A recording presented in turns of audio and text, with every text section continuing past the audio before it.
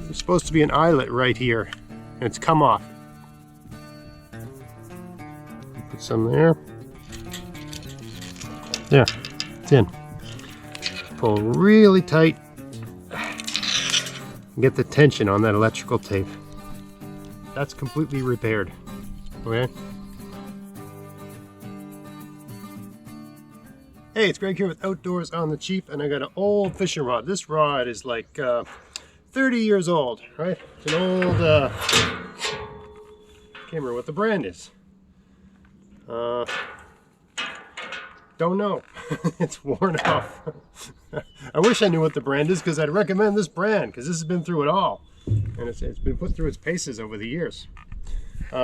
Anyway, it's an old fiberglass rod. Works great. I can put a 6-ounce weight on this. This is for surf fishing. And I can give it everything I've got in a cast, and it will not break. I know, because I've tried. And this was gifted to me by a friend, and it's still going. Anyway, it's so old, and when you use things with salt water, corrosion can be a problem. It's so old that, I don't know how well you can see this, but the eyelet, there's supposed to be an eyelet right here, and it's come off. It just rusted off. It just fell apart. All the other ones are still intact. So,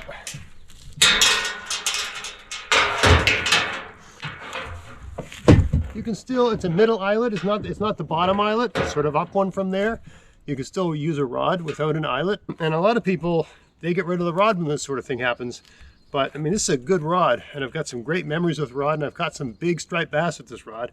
So it makes sense to just repair it. You can get these little kits. I got this one on Amazon, I think. It was like $2.99, right? It was cheap. Maybe they probably range from like $3 to $15, depending on shipping and whether it's free and that sort of thing. And of course, Amazon isn't the only game in town. You know, there's all kinds of other options. Some of them are cheaper, that sort of thing.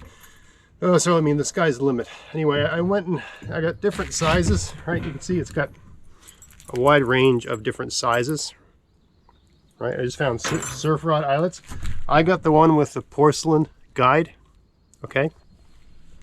And I just played around. This big one, the biggest one is too big. And the second biggest one looks like it's the right size. So that's gonna go on. So I'm gonna bring the camera in close and show you how I replace this. Really, really easy, the way I do it anyway.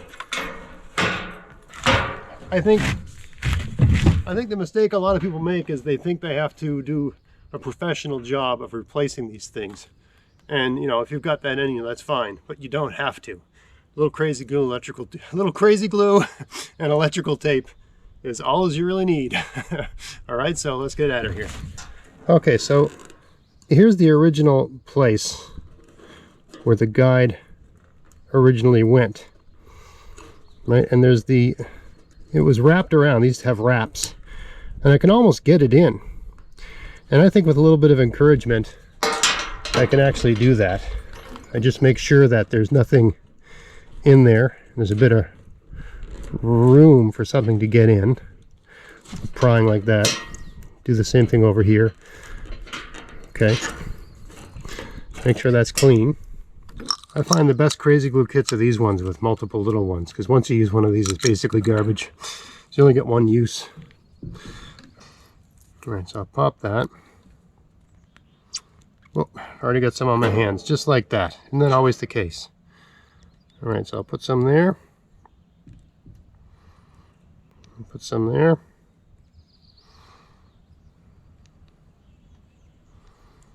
This should be all it takes, really. Put the cap back on, even though it's kind of pointless. This crazy glue, this tube is doomed. All right, now I'm gonna try to see if I can get that in there. Just a little bit of encouragement. This has a bit of give, so I should be able to bend it a bit. Slide those two things in, hopefully, anyway.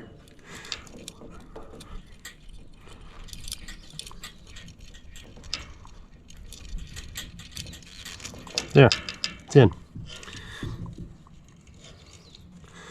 Okay, so that's right in where the original ones were in. Okay, now I want to just take my electrical tape before everything glues to my hands. Get a nice good piece of it. Before this dries, and with tension, really get some tension on that. The electrical tape will stretch, right? So you just pull it. So it's really tight, like that. Do the same thing on the other side. Okay, get it started on the back. Pull really tight. And get the tension on that electrical tape. I mean, people sing the praises of duct tape, which is great stuff. But man, you can do a lot with electrical tape. It's great for keeping old gear alive. I've repaired rods. I always have electrical tape in my fishing kit. You break a rod in the middle of a fishing trip, you can just basically get a sapling, use it as a splint to just field repair your rod. That's all it'll take. Don't worry about that glue hardening. It'll figure out some way to harden. Most important thing is that you've got good contact between the metal and the rod. Okay, now all that tape is under tension. Now what I want to do is have one really nice clean cut on a piece of tape and put it on with no tension so that it's not inclined to back off. Right? You have a little bit of tension, but if you have too much, the tape will want to unravel. So then you got a nice cut on the end. It's not a nice cut here. Right? It's not ripped off. I've cut it clean. And I just push that down nice and snug. Now if your tape starts to unravel, just add more tape, pull a little bit off, add some more, right? I never go fishing without electrical tape, right? But that'll hold. I mean, this will work for years, unless the rod gives up. This will work for years like this. Okay, so I'm just putting this over one last time. This one's really not under tension. I got slight tension just so that it's snug, but I'm not stretching this tape to its maximum. There. That's completely repaired. Okay? That rod is ready to rock and should go another 10, 20 years.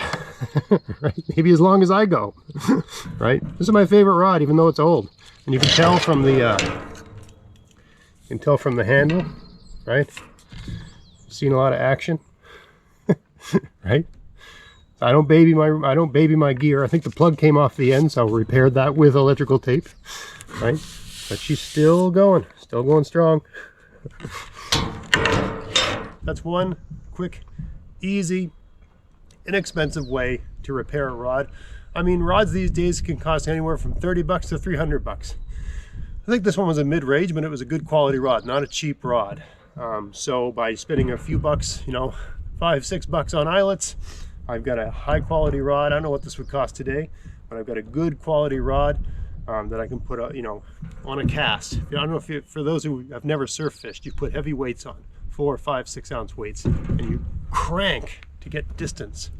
And that puts a lot of stress on a rod. And if it's a cheap rod, it'll break under that stress with a 6 ounce weight. This rod can take it. So it's worth, instead of buying a new one, given how much I've put it through, I know it'll last. I know it'll work to repair it. I know we live in a throwaway culture today, and no one seems to have the time to repair anything, but how long did that take? A matter of minutes. Right? I didn't do a perfect professional job, but that is completely unnecessary. What I just did there with a little crazy glue electrical tape, dollar store electric tape, dollar store crazy glue, right? That'll keep this really good rod going for years. Okay, so I hope you found this interesting. If you did, please like, share, subscribe. Until next time, enjoy the outdoors on the cheap. Thanks for watching.